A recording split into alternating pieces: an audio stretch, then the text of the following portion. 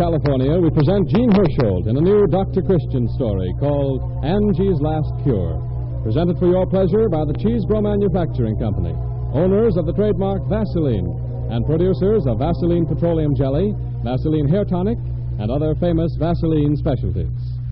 Before the curtain rises on tonight's drama, we present our guest of the evening, a modern young mother with an age-old problem. Nothing distresses a young mother more than to hear her baby cry.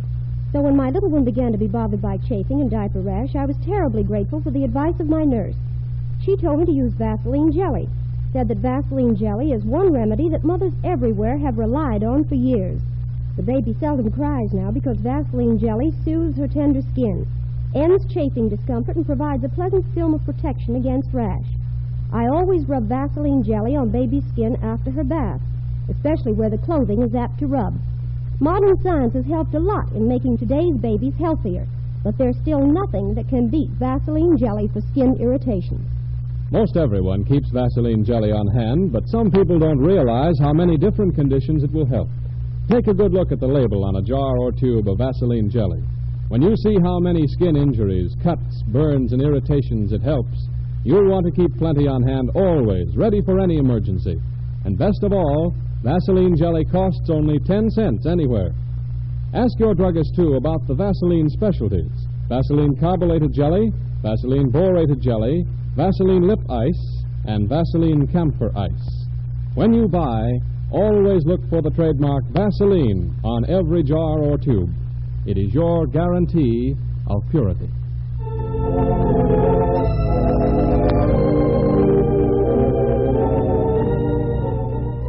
There's the curtain music now, and the show is about to begin. The title of our Dr. Christian drama for this evening is Angie's Last Cure. The star is Jean Hersholt, famous Hollywood actor. And in the supporting cast, we present Rosemary DeCamp as Judy Price, the doctor's secretary, Walter Baldwin as Fred Hopper and harassed husband, and Verna Felton as Angie Hopper, his hypochondriac wife. The opening scene shows Dr. Christian's familiar office with Judy Price pounding the typewriter. Evening, Judy. Well, good evening, Dr. Christian. Late as usual. Yes, but I have an excuse today. Oh, the storm, I suppose. Yes, the snowplows had a time getting through. Oh, that's too bad. Fred Hopper's outside. Fred Hopper's inside. Oh, thank goodness you're here, Doc. Oh, hello, Fred. What's the trouble? It's the missus. She's got hardening of the liver. What? Oh, you must be mistaken, Fred. No. She's been sick for, I don't know, 2 or 3 weeks. Oh, why didn't you call me before? She wouldn't let me. Oh, I'm sorry, Fred. Well, I'll get right out to your house. Good. I got my car downstairs. We'd better go in mine. You're in no condition to be driving. I guess I am pretty shaky. Yeah. We better go in yours, Doc. But drive fast, Doc. Angie's in bad shape.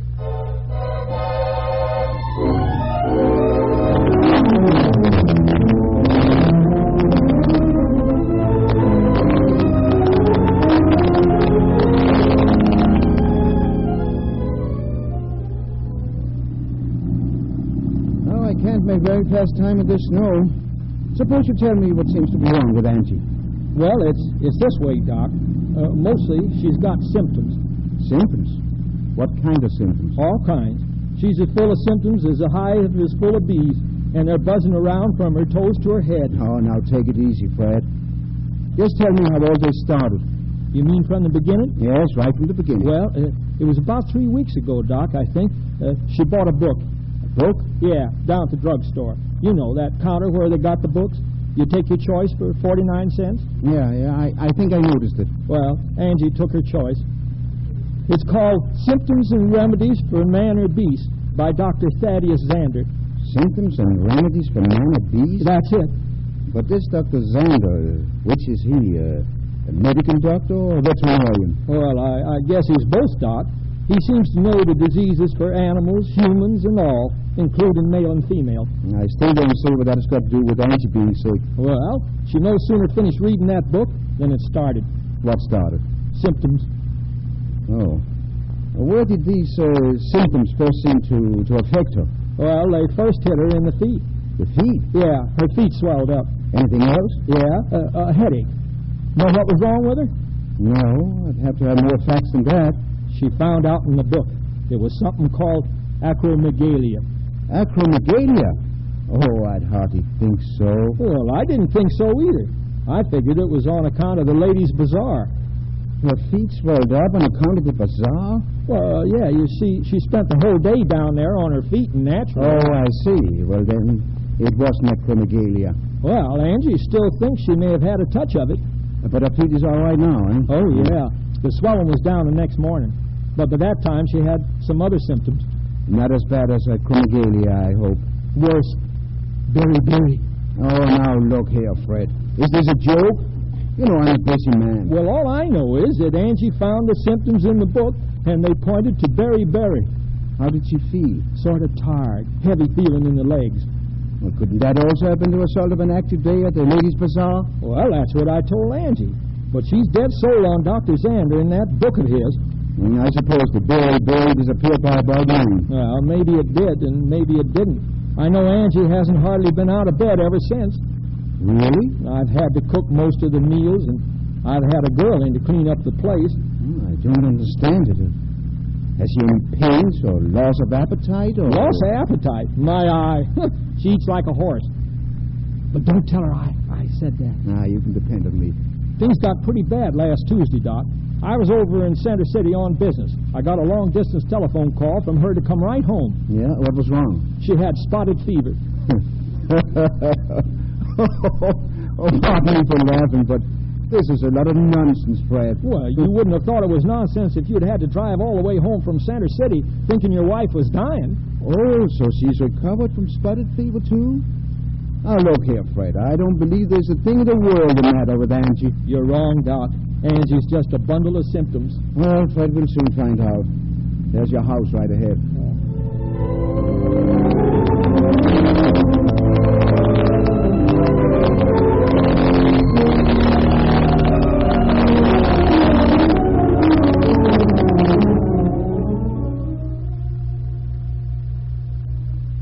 Well, Angie, you don't look so sick. Let's see how your pulse is. I told Fred not to fetch you. Well, sometimes people need the doctor and don't realize it. Now, what is this about your having hardening of the liver? That isn't what's wrong with me at all. But, Angie, that's what you told me. That's what I thought at first, till I studied the book a little closer. Now I know it's appendicitis. Appendicitis, huh? Well, pulse seems to be normal. Just open your mouth. You see, I got a temperature all right. Well, that would be only natural if you have appendicitis. I know that. In fact, I know all about appendicitis. That's why I got this ice pack on me. Yeah, very good thing, too. Now, open your mouth. It started last night with a what? I see. Now, I'll just take this ice pack off for a moment. What are you doing that for? No, I don't think so. But why better? Does that seem tender? Just nod if it does. No? No pain there? But that's not the place. All right. I'll take the thermometer now. How do you expect a person to talk with that thing in their mouth? Temperature normal. You didn't understand a word I said to you. I said you were poking me on the wrong side. The wrong side? Yes, the pain is on the left side. Oh, but the appendix is on the right side. Not my appendix. Mine must be on the left side because that's where the pain is. Oh, I'm sorry. And don't look at me that way. The book says that sometimes the appendix isn't in the normal place. That's right. Is this where the pain is? Yes. Oh, ouch! Oh, just once more. Right there? Yes. Ooh. Have you been nauseated, Angie? Well, sort of bilious. I see. I'm afraid you haven't got appendicitis. You're just upset and nervous. Those pains are gas. I'll leave a special diet for her to follow for a day or two. Yes, I know my own pains. I'll leave a prescription for you, Angie. Can I talk to you outside for a minute, Fred? Sure, Doc. You'll feel better by tomorrow, Angie. I may not be alive tomorrow. Huh? What do you think, Doc? Get rid of that book, Fred. It's making a hypochondriac out of your wife. My gosh, what's that?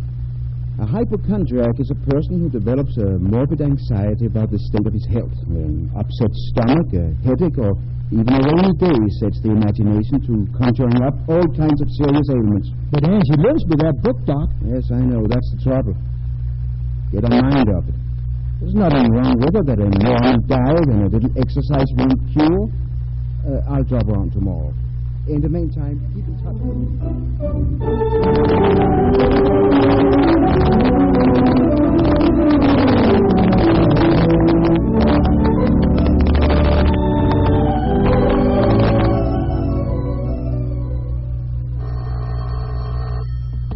Hello, Dr. Christian's office.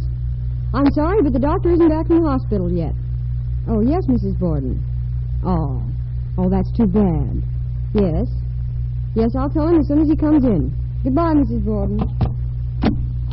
Oh, Dr. Christian. Mrs. Borden just this second called.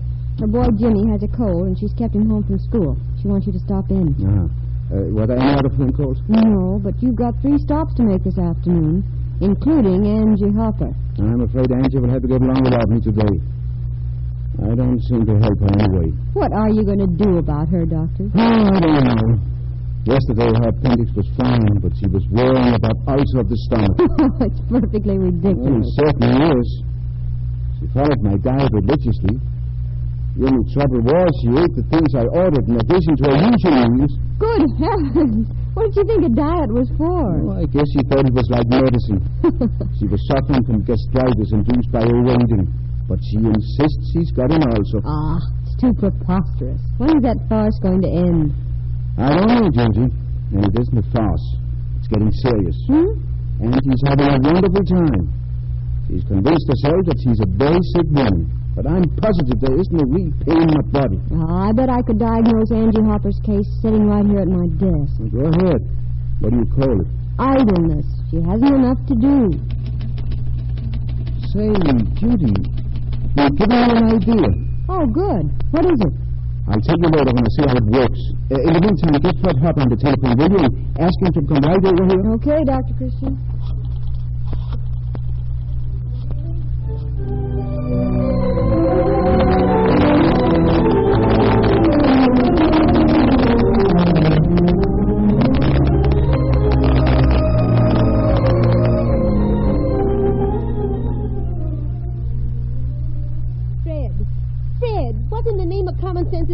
So long. Coming, Angie. Here I am. Sorry I took so long. I've got your breakfast tray. But he could starve to death while you're making a cup of coffee. Did you fix 2 eggs? Yep. Here you are. Now put your knees down. Oh, that bacon's too crisp, Fred. You know I don't like it cooked too long. I'm sorry, Angie. Nothing seemed to go right this morning. Oh, me, I don't know whether I can last much longer. Just lying awake nights waiting for the end. I thought you slept real well last night. I didn't want to disturb you, so I didn't make a fuss. But, Angie, you snored all night long. You don't begrudge me a little sleep, do you? Of course not, Angie. Of course not. Eat your breakfast now. I think I'll just sit down a minute. Funny thing, I must have strained my side yesterday, scrubbing the floor. Oh, now, Fred, you're as strong as an ox. Well, I don't very often have a headache. A headache? Oh, no, it's nothing serious. Now, don't get upset, Angie. What kind of a headache? What kind? Lord, are there different kinds? Different kinds? How can you be so ignorant? There's at least 6 different kinds. Well, mine's just sort of a dull ache. Front or back? Huh? Oh, sort of all over. Fred, the book, where is it? Angie, lay back there. It's there on the table. Did you steal it again last night while I was sleeping? I just put it away. There, get it for me. Oh, all right. Now, don't get overwrought, Angie. It's over on the dresser. I'll get it. You got a fever, Fred? No, of course not. You look a little feverish. Tired and feverish. Yeah. Here's your book. Stand down. Let me feel your head. Now, why don't you eat your breakfast, Angie? You have got a little fever. Sit right down there. Oh, Angie. Now, if you don't... Quiet. Tired and feverish, headaches, pain in the sides. Which side is it, Fred? Huh? Oh, my left side. Left side. No pain in the back? Well, yes. Back, too, now that you mention it. Oh! What's the matter? What is it? Splenic fever. Splenic fever? What's that? Quiet. Listen to this.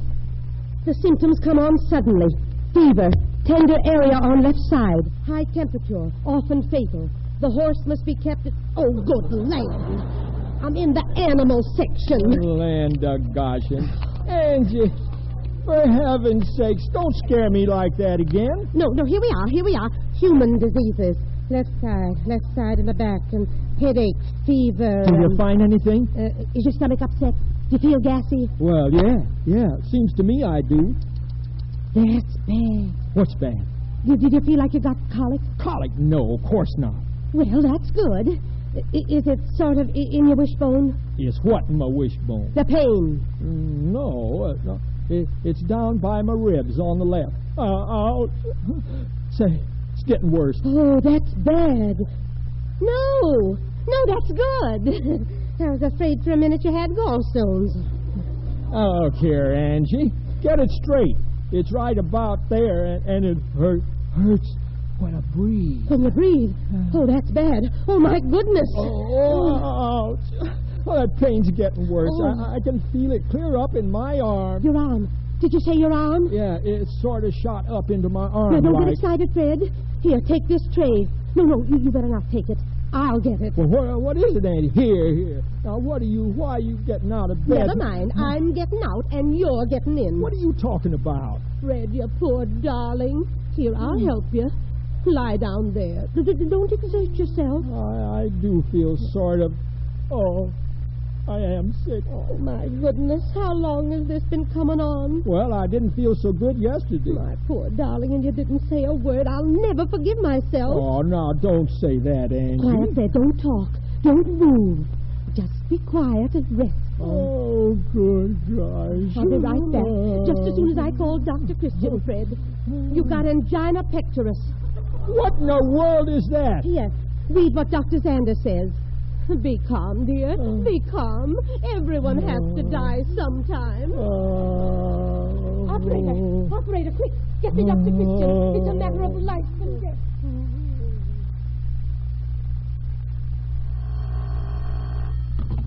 Hello? Dr. Christian speaking. Oh, yes, Angie. You just called me. Yeah, I was leaving for the hospital. What's that? Heart disease. Angina pectoris. Oh, no, Angie, I wouldn't worry if I were you. There's nothing wrong with your heart. What's that? Fred? He's in bed? Yes. Yes. Yes. Oh, keep him there. I'll be right over inside of 10 minutes.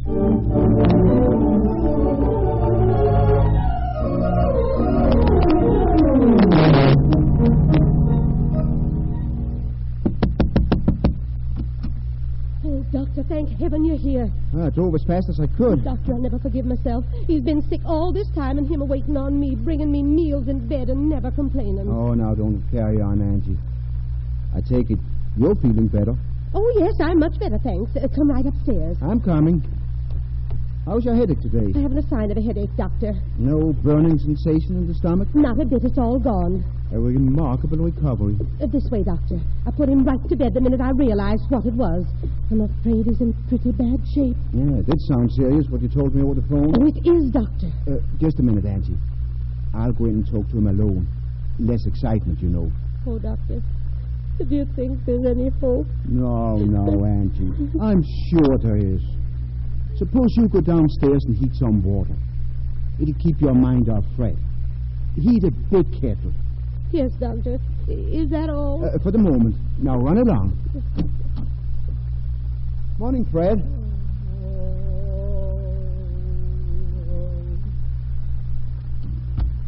It's all right, Fred. I'm all alone.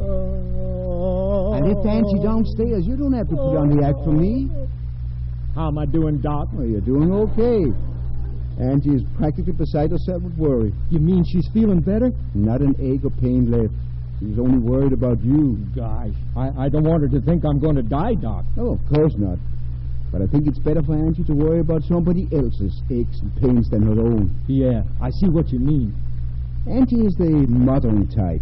Unfortunately, you never had any children for her to mother, so I guess she'll have to mother you, Fred. Me? Yes. Oh, you'll get used to it. Let her wait on you, fuss over you, worry about you. It'll do her good. But, Doc, you're not going to let her believe I have heart trouble. No, I'm going to tell her that you're suffering from a Glaber's condition. Gosh, Doc, it's not fatal, is it? No, Fred, not fatal. But it is chronic.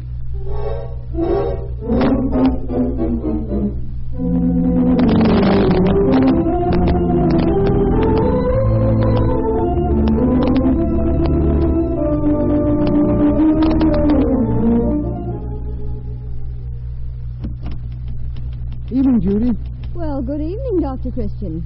Late as usual. Yes, but I have an excuse today. Oh, what is it this time? I've licked Dr. Zander. No, how'd you do it? I told Angie that Fred was suffering from a glabrous condition. Might even in time become completely debilitated. Oh. She looked it up in Dr. Zander's book, and when she found it wasn't listed there, she threw Dr. Zander right in the fire. So her confidence in you as a diagnostician is completely restored. Yes, and Angie herself is completely cured. But how's Fred bearing up? Oh, I think he's going to enjoy Angie's attention.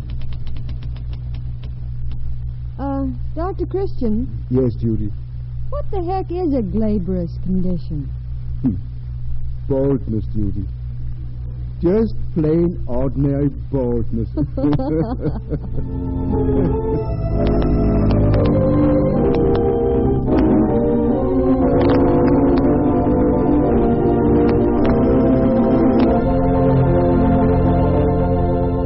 And the curtain rings down on Angie's Last Cure. Jean Hersholt, our popular Dr. Christian, is going to tell you now about next week's play. He'll be here in a moment, so while we're waiting, may I ask all of you men just what is the condition of your scalp? Is your hair getting thin? Are you in danger from the not fatal but chronic glabrous condition that Angie's husband had? Well, dry scalp and dandruff scales are frequent forerunners of baldness. And though science has not yet found a way to restore hair to a bald scalp, scientists do know that proper care of the scalp and hair help to prevent baldness. The right treatment for dry scalp is Vaseline Hair Tonic. Vaseline Hair Tonic is different because it contains no ingredients which could possibly dry the scalp. If you want handsome, manageable, healthy-looking hair, give your scalp a brisk massage with plenty of Vaseline Hair Tonic before you shampoo your hair every week. Then shake on a few drops every morning for use as a hair dressing. You will find your scalp pink and clean, your hair free from unsightly dandruff scales, and easy to keep in place. With the regular use of Vaseline Hair Tonic, dry scalp will disappear, for Vaseline Hair Tonic supplements the natural oils of the scalp lost through steam-heated rooms, frequent showers, and direct sunlight. Vaseline Hair Tonic costs only 40 and 70 cents for bottles that will last you several months. Get one tomorrow at your neighborhood drugstore.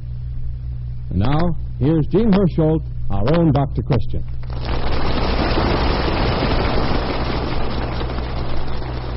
Dr. Christian, what kind of a story have you selected for next week? Next week, our Riverside High School is having its annual spring vacation. Among the festivities arranged for the boys and girls is a dance in honor of Sally Sands, our popular sublet, who is home from school for the Easter holidays. Sally is only 16, and already she has all the boys in town half crazy. So if you want to hear your old Dr. Christian in the role of Dr. Cupid, just tune in this station at this hour next Wednesday evening. Until then, I'll say good night.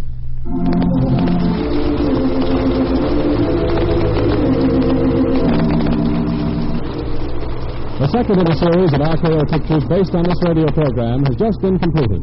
It's called The Courageous Dr. Christian, and Jean Hersholt has starred in the title role. Be sure to watch for the release date at your local theater. This is Arthur Gilmore adding a good night for the makers of Vaseline Preparations. This is the Columbia Broadcasting System.